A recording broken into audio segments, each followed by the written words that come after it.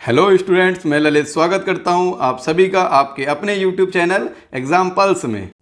Students, आज के video में हम लोग समान हिंदी के एक दूसरे सेशन को कंप्लीट करने जा रहे हैं। इससे पहले हम लोग एक टॉपिक अपना जो है संधि से संबंधित टॉपिक कंप्लीट कर चुके हैं। आज का हमारा टॉपिक लिंग से संबंधित है। इसके अंतर्गत एक सिर्फ सिंगल ट्रिक के माध्यम से हम पूरे संधि से संबंधित, लिंग से संबंधित जो भी प्रश्न बनते हैं उनका अध्ययन करेंगे, क्योंकि अब लगातार लिंग के क्वेश्चन भी अच्छे स्तर के पूछे जाने लगे हैं। तो उन सभी स्तर के क्वेश्चन को सिर्फ इस सिंगल ट्रिक से देखेंगे। तो चलिए बढ़ते हैं और समझते हैं कि क्या है वो सिंगल ट्रिक। तो आप यहाँ पर देखें तो पहले तो हमने यहाँ पर सीधे एक पॉइंट लिख दिया है, लेकिन लिंग की पहचान कैसे करेंगे। तो ये लिंग की पहचान का जो ट्रिक है, इसी ट्रिक के बिहाफ पर हम लोग सारी चीज़ों को सॉल्व करेंगे। तो कोई भी आपका शब्द आ जाए, यानी कोई अगर आपका शब्द दिया हुआ है, उस शब्द के पहले आपको क्या करना है, एक जो है सर्वनाम शब्द का यूज करना है।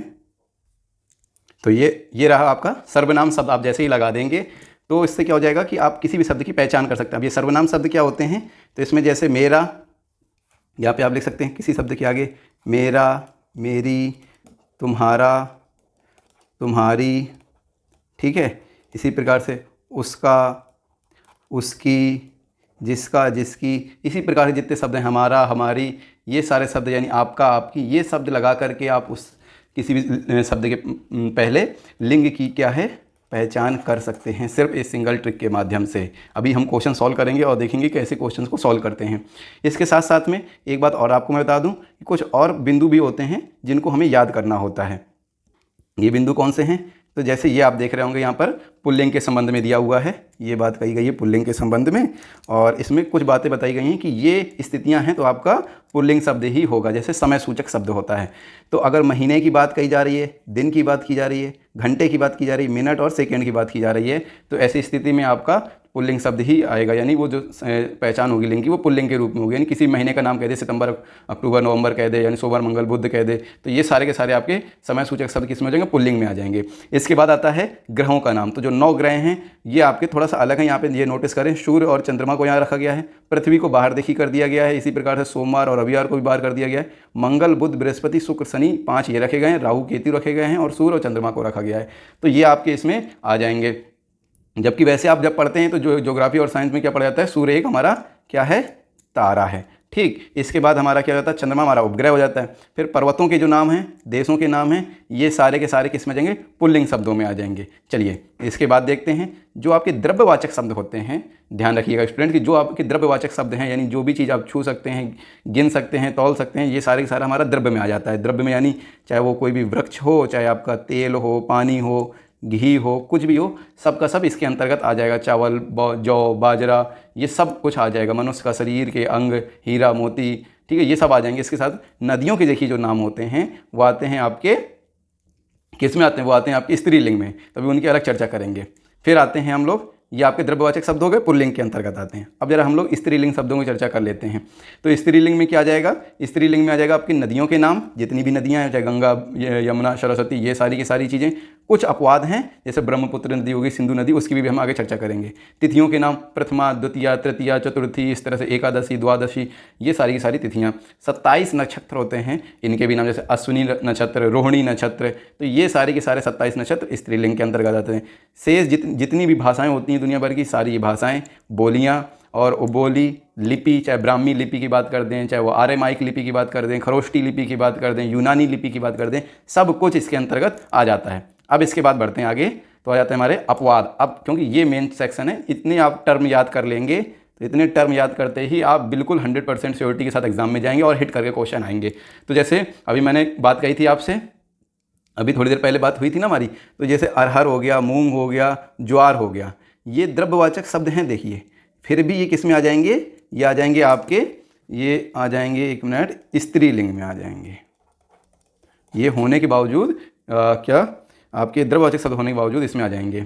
ध्यान रखिएगा, वहाँ पर आपका एक शब्द था जौ, जौ, तो जौ आपका हो गया पुल्लिंग शब्द, और ज्वार हो गया आपका स्त्रीलिंग शब्द। फिर यदि हम बात करें तो इमली आ जाता है वृक्षों में एकमात्र, इसमें चाय और लस्सी आ जाती है। दही, देखिए दही से संबंधित बहुत प्रश्न बनते हैं, तो दही को खट्टा कहा जाता है, ना कि खट्टी है। दही खट्टी नहीं है, दही खट्टा है। तो दही आपका आ गया उसमें, और लस्सी आ जाएगा इसमें, ठीक। इसके बाद आ जाएगी मिट्टी, चांदी और पृथ्वी, बस इतने स्त्रीलिंग में आ जाएंगे। फिर वहीं सारे आपके देशों के नाम और ये सारी चीज़ें आ रही थी किसमें, पुल्लिंग शब्दों में, लेकिन यहाँ पर एकमात्र देश है श्रीलंका। और यहाँ पर दिनों में अगर टाइम पीरियड देखें तो रात, सायं और दोपहर का समय, ये भी आपका क्या जाएगा, ये भी आपका स्त्रीलिंग में गिना जाएगा। बस इतनी सी थ्योरी थी, काम खत्म। और जो ट्रिक बताई थी शुरुआत में, ज़्यादातर अधिकांश यानी 80-90% क्वेश्चन सिर्फ उस ट्रिक से हो जाएंगे। चलिए देखते हैं अपने क्वेश्चन के सेशन में आते हैं। फटाफट क्वेश्चन को आप पॉज करके, यदि आप पहले पढ़ चुके हैं तो क्वेश्चन करते जाइए, और कमेंट बॉक्स में ये भी लिखते जाइए कि आपने कितने क्वेश्चन अटैम्प्ट करके कितने सही किए। ठीक है, चलिए देखते हैं क्वेश्चन को। निम्न में से कौन सा शब्द स्त्रीलिंग शब्द की यहाँ पर चर्चा हो रही है? स्त्रीलिंग शब्द है। अब देखिए, संकल्प लगा दीजिए, मेरा संकल्प तो गलत, यानी ये पुल्लिंग शब्द हो गया। तुम्हारा उत्साह अच्छा है, यानी ये भी खत्म। ध्यान रखिए कुछ शब्दों में क्या होगा, आप की, का, के, ये सब लगा के नहीं चेक करेंगे। ये लगाने से, विभक्ति लगाने से नहीं पता चलता है। ठीक है, विभक्ति लगा के नहीं, आप सीधे सीधे उसके पहले जो है क्या लगाएंगे, उसके पहले जो लगाएंगे आप, उसके पहले आप लगाएंगे ये सर्वनाम शब्द। ठीक है, उसके पहले आपको सर्वनाम शब्द लगाना, ना कि ये विभक्ति लगाने से कई बार होता है कि दोनों रूप पता चलते हैं, तो आपको विभक्ति नहीं लगानी, सीधे सर्वनाम शब्द लगाना है। ठीक है, अब क्या जाएगा, तुम्हारा चक्रव्यूह, तुम्हारा चक्रव्यूह तोड़ दिया दुश्मनों ने। तो अब यहाँ पे क्या बचता है, उसकी मृत्यु निराशाजनक रही, या उसकी मृत्यु पर सबने शोक किया, इस तरह से कुछ भी आप बना सकते हैं। तो आपकी उसकी मृत्यु, हमारी मृत्यु, इस तरह से शब्द बन रहा है। चलें नेक्स्ट क्वेश्चन की ओर रुख करते हैं, फटाफट देखते हैं, सेशन को कंप्लीट करते हैं जल्दी से। निम्न में से कौन सा शब्द स्त्रीलिंग नहीं है? अब देखिए, ये क्वेश्चन परीक्षा में आया हुआ भी है। यामा कंफ्यूज कर रहा है कि क्या होगा, कोई बात नहीं, स्किप कर दीजिए। जैसे परीक्षा में इस तरह क्वेश्चन है, एक क्वेश्चन आप ऑप्शन को टिक लगा के आगे बढ़ जाइए। भिक्षा, तो क्या हो जाएगा, उसकी भिक्षा, यानी ठीक है, ये तो सही है, स्त्रीलिंग शब्द नहीं है पूछ रहा है, जबकि तो स्त्रीलिंग शब्द है। उसकी भिक्षा से वो बहुत जो है धनवान हो गया, या हमारी भिक्षा देने से वो खुश हो गया। ठीक है, तुम्हारी योजना निष्फल रही, ये भी खत्म। अब आता है संबल और यामा, यानी 50-50 के चांस आपके सही होने के बन गए। तो संबल में मेरा संबल, उसका संबल देखने योग्य था, हमारा संबल बहुत ही अच्छा है। तो ये संबल जो है आपका कहीं ना कहीं ये पुल्लिंग को ज़्यादा इंडिकेट कर रहा है, भले ही आपको यामा के विषय में ना पता हो तब भी ये। वैसे यामा का होता है सरवरी या रात्रि, तो इस तरह से भी आप कुछ निकाल सकते हैं, लेकिन यहाँ पर जो एग्जैक्ट हो जाएगा फिर वो संबल हो जाएगा। चलिए नेक्स्ट क्वेश्चन की ओर बढ़ते हैं।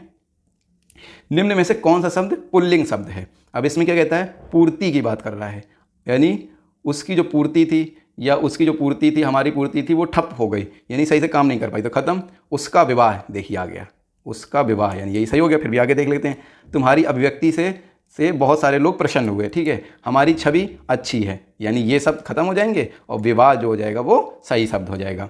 अभी तक आपको सारा चीज़ समझ में आ रहा हो, ध्यान रखिएगा, ये सिर्फ ट्रिक के माध्यम से आप पूरी चीज़ों को आसानी से निकाल सकते हैं। जो अन्य बातें बताई हुई हैं रूल वाली और अपवाद वाली, इनको याद कर लेंगे तो एग्जैक्ट जब कोई शब्द पूछा जाता है तो उसको करने में सरलता हो जाती है। चैनल को सब्सक्राइब कर दीजिए, अपने दोस्तों के साथ शेयर कर दीजिए। यदि वीडियो आपको पसंद लग रहा है तो ज़्यादा से ज़्यादा अपने इसमें कमेंट भी शो करते जाइए, कमेंट भी लिखते जाइए। फिर आता है नेक्स्ट क्वेश्चन, जगत। जगत शब्द में कौन सा लिंग है?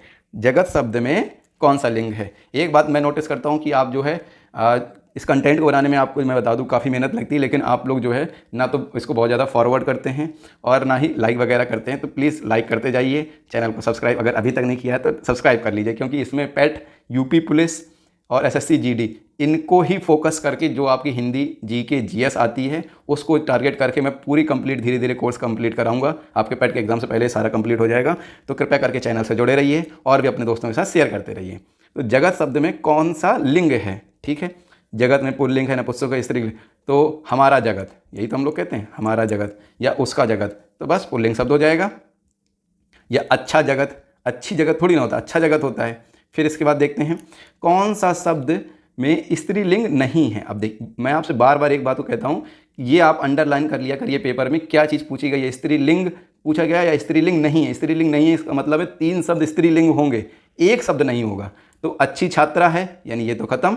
ठीक, पृथ्वी, अभी आपको बताया कि पृथ्वी एकमात्र वो है जो कि आपको ग्रहों में आने के बावजूद आपकी स्त्रीलिंग में आती है, तो ये भी खत्म। वो कह रहा है स्त्रीलिंग नहीं है।